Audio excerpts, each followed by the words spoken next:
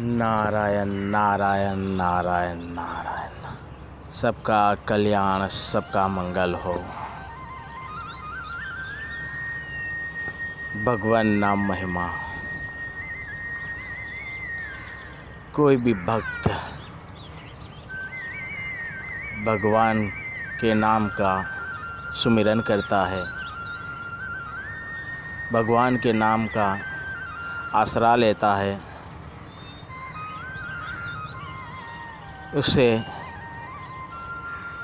संसार में किसी और की ज़रूरत नहीं रहती। जो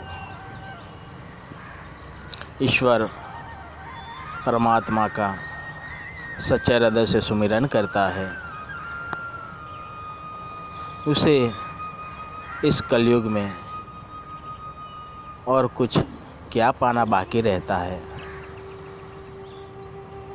उसे इस कलिकाल में सब कुछ प्राप्त होता है, सिर्फ भगवान नाम से ही।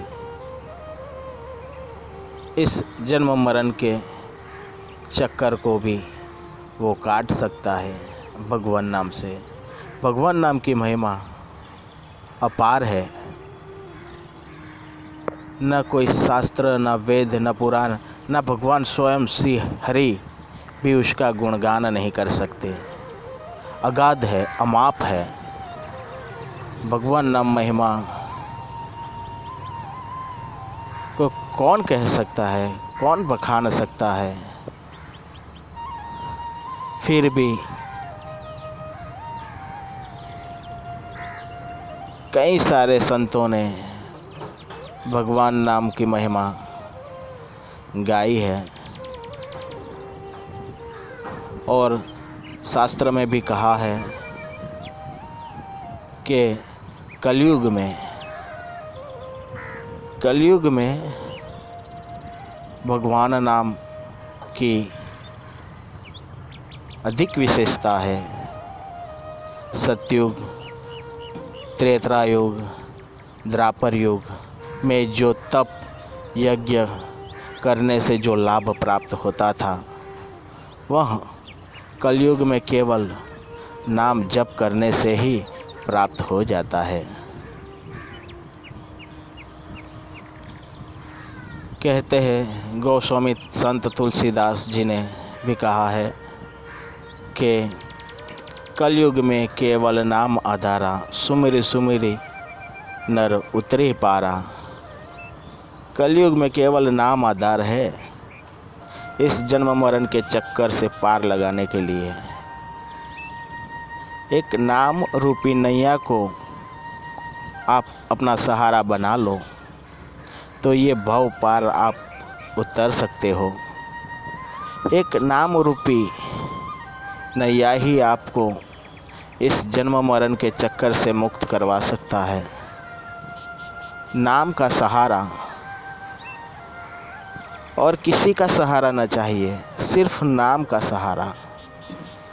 और सच्ची में कहता हूँ कि नाम आप कहीं भी ले सकते हो, किसी भी स्थान पर आप ले सकते हो, जैसी भी अवस्था हो।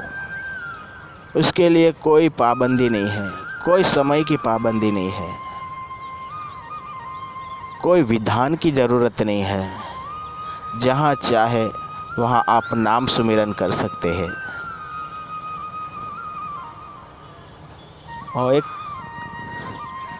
और इसमें सच्चे हृदय से आप नाम जप करते हो या कोई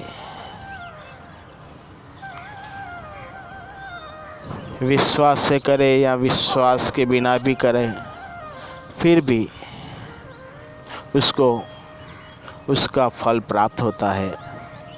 कैसे भी अवस्था में, कैसा भी मन हो उसका। एक कथा है भागवत में कि दुष्ट से दुष्ट व्यक्ति भी भगवान नाम जपता है तो उससे भी उसका फल प्राप्त होता है, भगवान मिलते हैं। इतनी महिमा है, इतनी क्या अगाध महिमा है। इतनी ही नहीं, मैं आपको कथा सुनाता हूँ। भागवत में आता है, अजामिल ब्राह्मण था। अजामिल ब्राह्मण जन्म से ब्राह्मण था, लेकिन कर्म से वो क्रूर था, राक्षसी वृत्ति का था। डाका डालता था, चोरी करता था, मार डालता था, प्राणियों को मारकर खाने वाला था, हिंसक वृत्ति का था वो। ऐसा अजामिल हम कह सकते हैं कि पापी आदमी था, राक्षसी वृत्ति का था, जिसने कभी नाम नहीं लिया, भगवान की पूजा नहीं की, ईश्वर को वो जानता ही नहीं था, मानता ही नहीं था। ऐसा व्यक्ति एक वेश्या के चुंगल में पड़ गया और उसके साथ उसने शादी रचा ली थी, और उसकी संतान जो हुई, उसकी संतान का नाम नारायण रखा था। कुछ समय के बाद अजामिल वृद्ध हुआ। अजामिल के पाप उसे अपनी आंखों के सामने दिख रहे थे। आखिरी समय आ गया था, उसे कष्ट होता था शरीर छोड़ने का, दुख होता था, और अपने ही सामने उसे यमराज के दूत दिखने लगे। अजामिल घबरा गया और वो अपने पुत्र को पुकारने लगा, नारायण नारायण नारायण, कहाँ हो तुम? नारायण मेरे पास आओ, मुझे बचा लो। नारायण मेरे बेटे, नारायण कहाँ हो तुम? और इतनी ही पुकार से देखते हैं कि नारायण के पार्षद वहाँ आ पहुँचते हैं, और नारायण के पार्षद आते हैं तो तुरंत ही यमराज के दूत वहाँ से भाग जाते हैं, और अजामिल को नारायण के पार्षद खुद विमान में बिठाकर ले जाते हैं वैकुंठ लोक में। ऐसी भागवत में कथा है कि नाम जप से, खाली अंतिम समय के नाम जप से, न उसने विश्वास से लिया, न कोई भाव था, न भगवान का भाव था, न भक्त का भाव था, फिर भी खाली भगवान का नाम लेने से ही, नारायण नारायण पुकारने से ही उसे भगवान के पार्षद लेने आ गए। ये है नाम की महिमा। और भी कितनी सुनाओ, नाम की महिमा अपार है, अगाध है। जो भी डूबा उसे उसका फल जरूर प्राप्त हुआ। जैसे कि कबीर जी थे, कबीर जी के बेटे थे कमाल, और एक बार उनके वहाँ एक कोढ़ी आया। जो कोढ़ रोग निकलता है ना, वो कोढ़ी आया। तो कमाल जी ने उसे मंत्र जाप करके, राम नाम बोलकर कोढ़ी को ऊपर वो जल छाट दिया, तो कोढ़ी पूरी तरह से अच्छा हो गया, कोढ़ उसके मिट गए, तो खुश हो गया। और कबीर जी को जाकर कहते हैं कि पिताजी एक राम नाम से एक कोढ़ी अच्छा हो गया। तो कबीर जी को अच्छा नहीं लगा कि इसको राम नाम की महिमा का पता नहीं है, इसको भेजना पड़ेगा संत तुलसीदास के वहाँ। वो बोलते हैं ठीक है, तो संत तुलसीदास के वहाँ जाओ। तो कमाल है, वो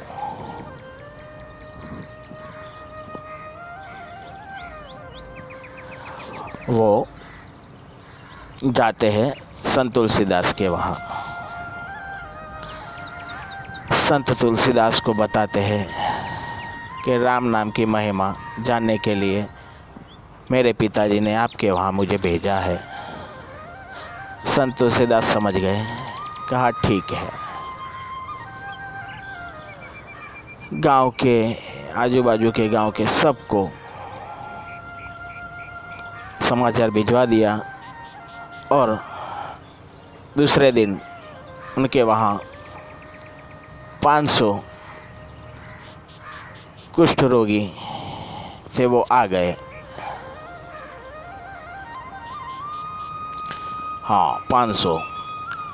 और संत तुलसीदास ने एक ही तुलसी पत्र पे भगवान श्री राम का नाम लिखकर अपने घड़े में डाल दिया और वही पानी जो 500 रोगियों थे उन पर छांट दिया और वो 500 के 500 कुष्ठ रोगी पूरी तरह से अच्छे हो गए, पूर्ण तरीके से अच्छे हो गए। कमाल तो ये देखकर अचंभित हो गया कि एक राम नाम से 500 कुष्ठ रोगी अच्छे हो गए, इतनी महिमा। बहुत खुश हो गया। वो तो जल्दी जल्दी जाता है और कबीर जी को बताता है कि पिताजी, राम नाम की महिमा तो अगाध है। एक राम नाम से 500 को कुष्ठ रोगियों को तुलसीदास ने अच्छा कर दिया। फिर भी कबीर जी प्रसन्न नहीं होते। वो बोलते हैं ठीक है, तू संत सूरदास के वहाँ जा। ठीक है पिताजी। संत सूरदास के वहाँ जाते हैं। संत सूरदास नदी किनारे बैठे हुए थे, आंखों से अंधे थे, कुछ दिखता न था। कमाल आता है, कहता है कि संत जी प्रणाम, मेरे पिताजी ने राम नाम की महिमा जानने के लिए आपके पास भेजा है। संत सूरदास पूरी बात समझ गए और बोला कि बेटा, सामने वो मुर्दा है, उसे तुम यहाँ लेके आओ। कमाल तो ऐसे अचंभित हो गया कि संत सूरदास है, उन्हें कैसे पता कि सामने मुर्दा है। फिर भी चलो ठीक है, वो मुर्दा लेके आया और संत सूरदास ने उस मुर्दे के कान में खाली राम का रकार मात्र से वो मुर्दा जीवित हो गया। नारायण नारायण नारायण। खाली रकार मात्र से, राम के रकार मात्र से एक मुर्दा जीवित हो गया। कैसी महिमा है। कमाल, अचंभित हो गया। कुछ समझ में नहीं आता, क्या करे। इतनी महिमा, अगाध महिमा, खाली रकार मात्र से एक मुर्दा भी जीवित हो गया। बहुत खुश हो गया कमाल। संत सूरदास को प्रणाम करके वो अपने घर की ओर निकल पड़ा। आकर कबीर जी को बोला कि पिताजी, खाली एक रकार मात्र से ही एक मुर्दे को जीवित कर दिया, राम के रकार मात्र से ही। फिर भी कबीर जी प्रसन्न नहीं हुए और कमाल को समझाया कि बेटा, इतनी ही महिमा नहीं है, अगाध है, अमाप है, इसे कोई भी गा नहीं सकता, कोई वर्णन नहीं कर सकता। इससे मैं या कोई और संत या वेद पुराण क्या कह सकते हैं। अगाध है नाम की महिमा। ऐसे ही एक बार एक दूसरी भी कहानी है, कथा है, इसे अगणित कथा है कि नाम जप से ऐसे अगणित संतों महात्माओं के उद्धार हो गया है, खाली नाम जपने से, नाम को पकड़ने से ही, सुमिरन करने से ही। एक बार कबीर जी महाराष्ट्र गए। महाराष्ट्र क्यों जाते हैं? महाराष्ट्र जाते हो जनाबाई को मिलने के लिए। बहुत नाम सुना था महाराष्ट्र में कि जनाबाई करके एक संत है,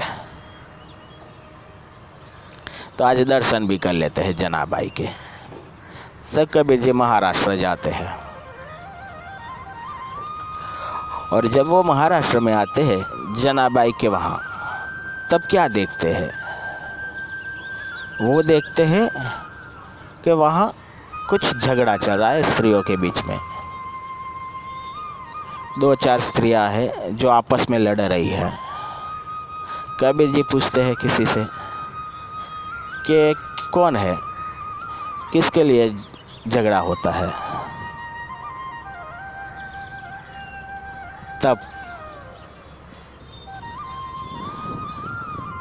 तब उस आदमी ने कहा कि ये जनाबाई है।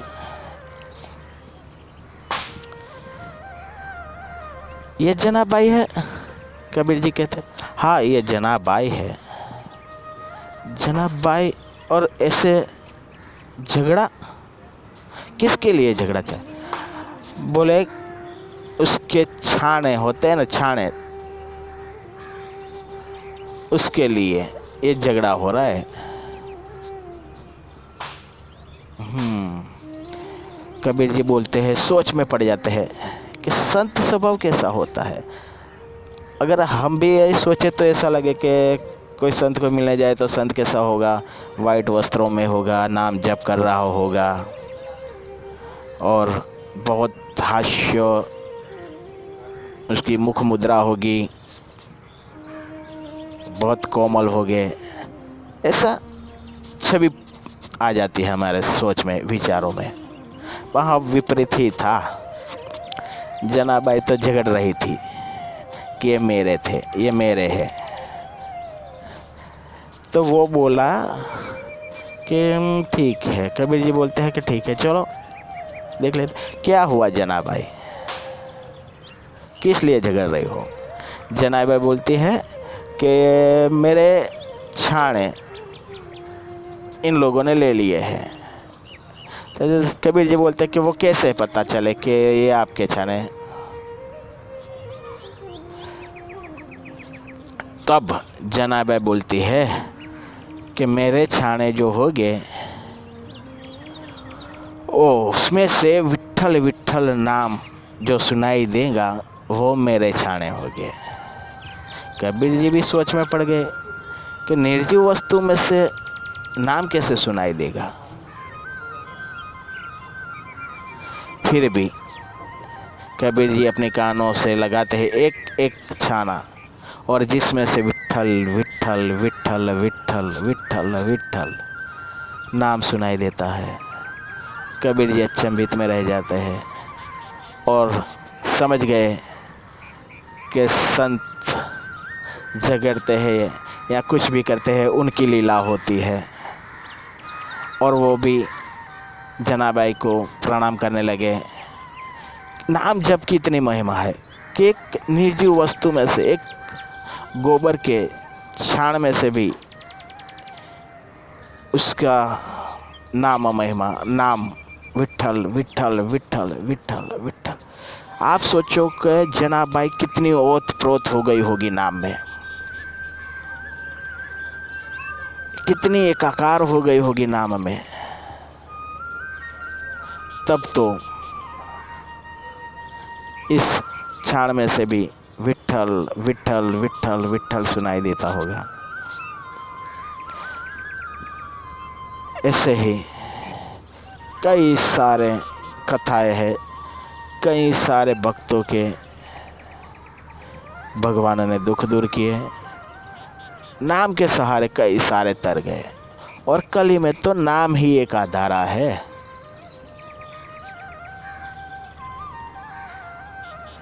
कली में केवल नाम ही आधारा है। इसीलिए कहते हैं,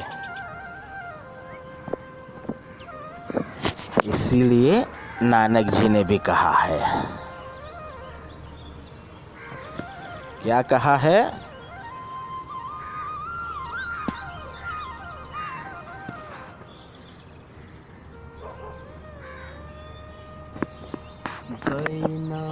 सन दुर्मति हरन, कली में हरि को नाम।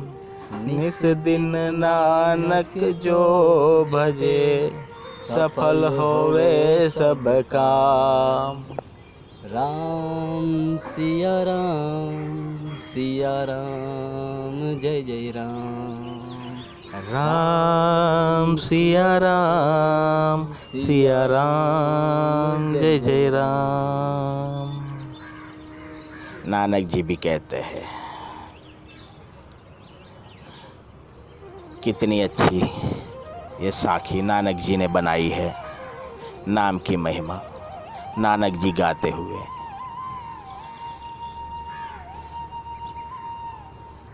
कि दुर्मति को हर लेता है नाम। अपने अंदर की जो दुर्मति है, विकार है, मति के अंदर जो विकार पैदा हुआ है, उसे हर लेता है नाम।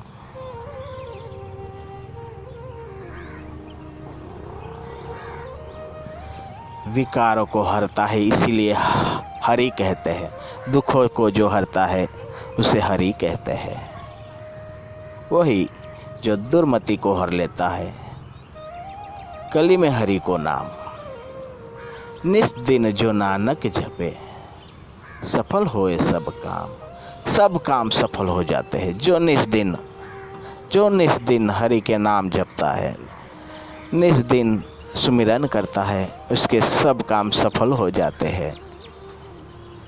तो हम सब नाम का सहारा लें। नाम के महिमा अगाध है, अमाप है। आगे भी मैं आपको नाम की महिमा सुनाऊंगा। आगे सुनाऊंगा कि भगवान श्री राम भी नाम की महिमा नहीं गा सकते। भगवान राम से भी अधिक शक्तिशाली उनका नाम है, राम का। जो राम नहीं कर सकते, वो राम नाम ही कर सकता है। आगे मैं सुनाऊंगा आपको वो कथा शाम के सत्र में। अभी हम यहाँ कथा को विराम देते हैं। नारायण नारायण नारायण नारायण। सबका कल्याण हो, सबका मंगल हो। नारायण नारायण।